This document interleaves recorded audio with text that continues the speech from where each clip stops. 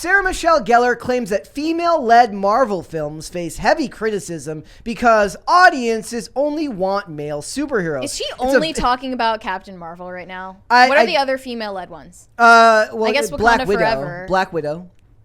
But Black Widow. But people like Black Widow as a character. They just didn't like the movie because the movie sucked. What about Wakanda Forever? People loved Wakanda Forever. Yeah, but Wakanda Forever. But Wakanda More Forever. More like Wakanda Forever. Yeah, am I right? But Wakanda Forever falls into the category of being Black Panther, and Black Panther was not originally led. It's like it's not grandfathered in. I thought they loved when women appropriated characters that were originally men. They do love that too. So the first thing that I think of course, is that Buffy the Vampire Slayer came out literally when you were born. In 1997, Buffy the Vampire Slayer came out. Think about this. No. Women were powerful and in the media in 1997 and earlier. Obviously, the example everyone gives is Ripley from Alien and everything like that. But in this case, we have Joss Whedon, being a horrible person, but writing fantastic female characters 25 years ago. And it is a superhero in almost every respect of the word. So how is it that we have gone backwards?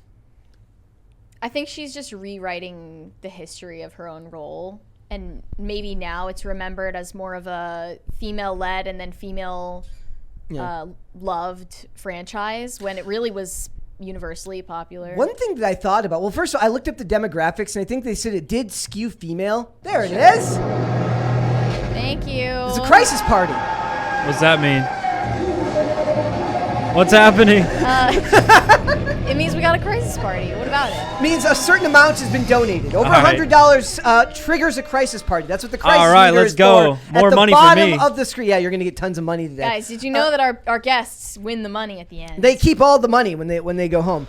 I think that was sarcasm. But one of the funny things about it is that what I realized is that it did skew female for Buffy, but I realized that back then they didn't really target gender as much. They target age demographic. So you didn't target. Which makes sense. You targeted 18. You didn't target women. You targeted 18 to 34-year-olds or 18 to 49-year-olds. You could say that they targeted 18 to 49-year-old men, but a lot of it is that in advertising circles, the idea is that women tend to be in charge of the money of the household, so you always advertise towards women. So even if it's a show for men, you still need to advertise towards women because the women are the ones that control how money is spent in a household, or at least that's what the old school version of marketing would tell us. I just want to read out this humble brag that Sarah Michelle Gellar dropped in this interview first. She said, interests change. When you're mid to late 30s in this business and you look young like I do, you're not getting the meaty wife or mother roles because you don't look old enough. They were complaining about this just recently. But you're too old for the ingenue role. It's a weird position to be in. I know that must be really hard for you to be in your late 30s and look really so hot. freaking young that you just can't get any roles. Dude, she was also then the she same looking thing happens. mid to me. Then a lot of other women. Then you get women complaining that they only get the mother roles, and they complain about that, and that's so we can't somehow win once again. That's ageism. If it's not ageism, it's sexism. If it's not sexism, it's bigotry. If it's not that, it's this. You can never win. That's why they're called women. And the the meme number gender. one thing for this is what they don't realize is that they don't market women's superhero movies as superhero movies. They market women's superhero movies as women superhero movies. Someone just added in chat. It was the Rudy Tooty Fresh and Fruity. That's what I said. Yeah. No, you left out the Rudy Tooty part. No, I didn't. You said it was the Fresh and Rudy Fruity. Tooty Fresh and Fruity. So think of it like this. When a white male superhero movie does well, it does well because the movie's good, not because he's white. When it fails because the movie is bad. When a female superhero movie does well, they say it's because she's a woman. When it fails, they say it's because she's a woman. They never when a guy fails, he has to fail on his own merits. Or maybe because people are tired of seeing white, straight, cis males on screen. I know I am. When a female superhero movie fails, it's because it's a woman and everyone just doesn't like woman.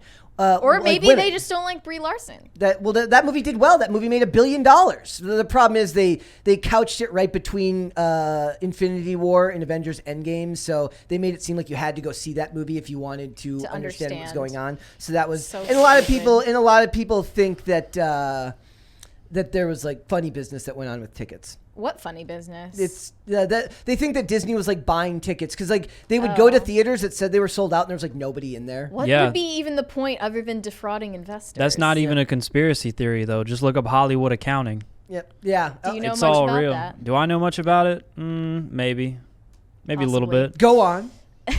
I'm just saying, look up Hollywood accounting. It's true. These movies Business. can make $1 billion.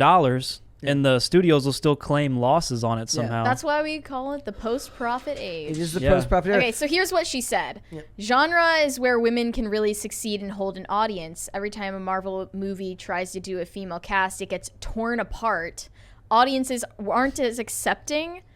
There's still a mentality of the male superhero, a very backwards way of thinking. That they just pretend that Wonder Woman, the original Wonder Woman movie, didn't exist. They're just pretending that all of the female superheroes that have done well don't exist. It's an excuse that it's unprovable because it's a broad statement, which is very annoying. I mean, maybe she just thinks that audiences are unfriendly to women because Joss Whedon is unfriendly to women. I think it's really just that back when Buffy was good, it was just a good TV show. It had nothing to do with her being a woman. Didn't another one of the stars on Buffy say that she was like, it was like an extremely toxic male environment? Charisma Carpenter said that. So did Michelle Trachtenberg. Michelle Trachtenberg was like 16, wasn't allowed to be alone with like Joss Whedon in the back room. The other funny thing about it is... It's Hollywood. I wouldn't let a kid alone in it with anybody in that industry. You know what I'm saying? Shouldn't be they shouldn't be able to be like kid actors anyways. I'm getting closer to that every day. Too many bad things happen. Like maybe we should just stop it. No, I disagree. Because every once in a while you get a golden performance like Macaulay Culkin in Home Alone, or like Belly Ramsey and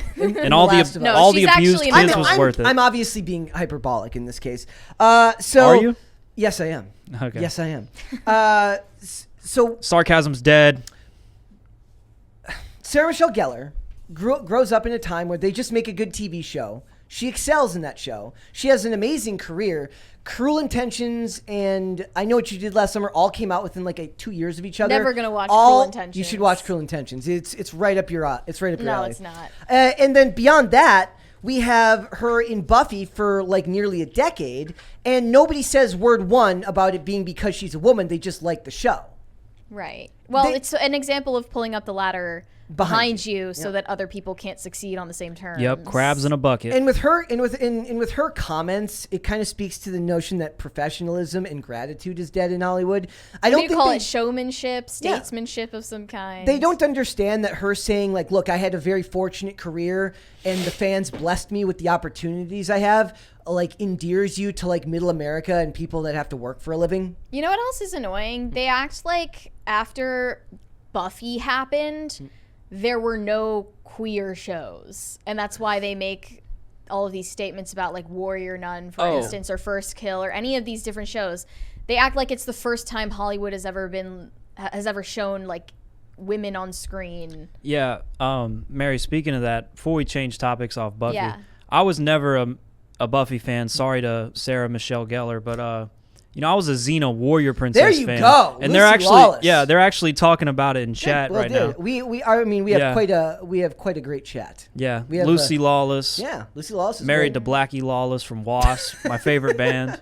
You know about that, right? You're 36. Look, did you watch Hercules then too? Yeah, the spinoff with Kevin Sorbo. Dude, I was a huge Xena Warrior Princess fan. Which one came first? Did Xena come first or did Hercules come first? Xena came first, and then I think season 2 they spun it off with Hercules. But watching Xena was some of my very first memories back in the day. And it's funny too because then Kevin Sorbo became like a conservative, like he's like the conservative icon dude, like with Dean Cain who played Superman in the Adventures of Lois and Clark. So. I'm pretty sure Hercules came first. That's what I would have thought that Hercules would have come first. But they're the same year. Yeah. It was just earlier in the year. Well, whatever. You would have been like 0 when that came out. You'd have been negative years old. Yeah, but they had reruns and stuff. Yeah. I've got a good memory. You were but a twinkle in your father's eye. Yeah. As Brett says. But Xena was such a good show. Is there anything you watch these days? Do you watch a lot of do you actually watch a lot of media, or do you mostly just? Yeah. I mean, I watch all the Ryan Gosling movies, of course, because I'm his cousin. That's right. Oh, really? I'm Ryan Gosling's cousin. You look more like Ed second, Sheeran's third. cousin to me. No, I don't have red hair. You look a little Ed Sheeran. Maybe the Sheeran. shirt. The shirt is giving Ed Sheeran vibe. Like Ed Sheeran. What, the Project Pat shirt? You think Ed Sheeran? It's the flannel. It's the flannel. Oh, the flannel. Okay. It's Ed Sheeran mixed with Andy Samberg. I was about to say Ed Sheeran ain't bumping Project Pat. Like but, you don't know that. He could be bumping Project Pat. Nah, have you heard his music? Dude, just because you play one type of music doesn't mean you don't listen to another type of music. Hey, that's true. That's true. Like You got to keep up appearances sometimes. Though. Yeah, like so I'm saying like you kind of look a little bit like Andy Samberg in Ed Sheeran. I feel bad about the Ed Sheeran thing because so many people just the only reason people talk about Ed Sheeran is to make fun of how he looks. But he's like I think he's cute. No cap. I mean, he's an attractive man. Hey, fair enough. What's your favorite Ed Sheeran song? I don't even think I could name an Ed Sheeran song off the top of my head. Well, I don't know about favorite song, but Shape of You. Shape of You is the one that comes to mind because I just heard it a trillion times on the radio. Mary, do you have a favorite Ed Sheeran He did song? one for one of the Hobbit movies, right? I think. No. He guest starred in Game of Thrones. Well, I don't know about that. I The never camera, watched Game of the Thrones, camera but pans over to him and He's stops got on like him for a- like 5 seconds so that way you know it's Ed Sheeran. He's got like a thing now where he shows up in movies as Ed Sheeran. Yeah. Like where he does his cameos What as was Ed his- Sheeran. what was his Like recent Adam one? West. Yeah. He also does cameos in music videos. Like I think he was Yeah. in one of the DJ Khaled music videos. Just for no reason. DJ Khaled. That's the stuff that always reminds me that Hollywood's just a business. Like when they all pretend they're friends. Yeah. You got a stink bug Like on the mic in the front. Oh. Hey, don't that. kill it. Don't kill it. Why? Life is precious. Oh my God. Well, it's like that Will Smith video where he goes to Martin Lawrence. Even then, they're probably friends, but it's like Even if you are friends, you were told to make the video. There's there's a Lonely Island video where Andy Samberg pretends he's friends with Puff Daddy. It's sort of P. like how Diddy. we invite BG Cumby onto the show Yeah. and we pretend that we're friends. Yeah. But Mary wants to deny that we were friends. Who I've known Mary for years. wait, so who slid into whose DMs? It was actually Mary. I was making some False. thirst trap False. TikToks as usual, you know. A couple shirtless ones where I start flexing at the camera. Just the flannel. Man, she do you took want to it. react to them live? She took it hook, line, and sinker. Right. Yeah. Look, okay, I want to story. get back to I want to get back to it. I was going to say to Xena Warrior Princess. I want to get back to let's Sarah talk Michelle, about Xena. to Sarah Michelle Gellar a little bit first. There's Did a you couple say of comments that here. was your sexual awakening? Yep. Yeah. Who, me? Watching Xena. You like Lucy Lawless is Hubba Hubba.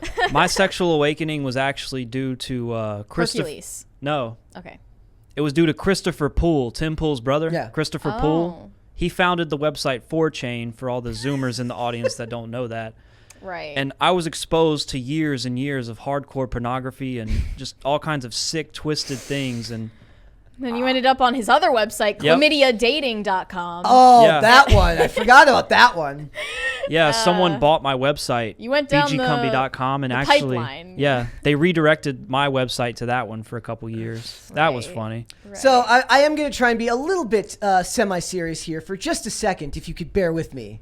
Maybe? No? Okay. Can we? Okay. Yeah. So We this can. is We can get this serious. this was an interesting response that somebody had. It says it's from Andarian Publishing. It says Sarah's a living refutation of her own remarks here. Buffy's a historically popular superhero and one of my favorites. She's an iconic example of this done well when approached without presumption, identity entitlement, and studio betrayal that has tainted recent failures. And the first thing I thought about was the trailer that said when they showed the trailer for Captain Marvel and they said hero and they put she in front of it, so it says Shiro. Shiro. That's horrible. They're completely incapable No. of marketing with subtlety. I love those because it reminds me of that meme where it's like he hits her, and then in the background Yeah. it's she herself. Yeah. She shats herself.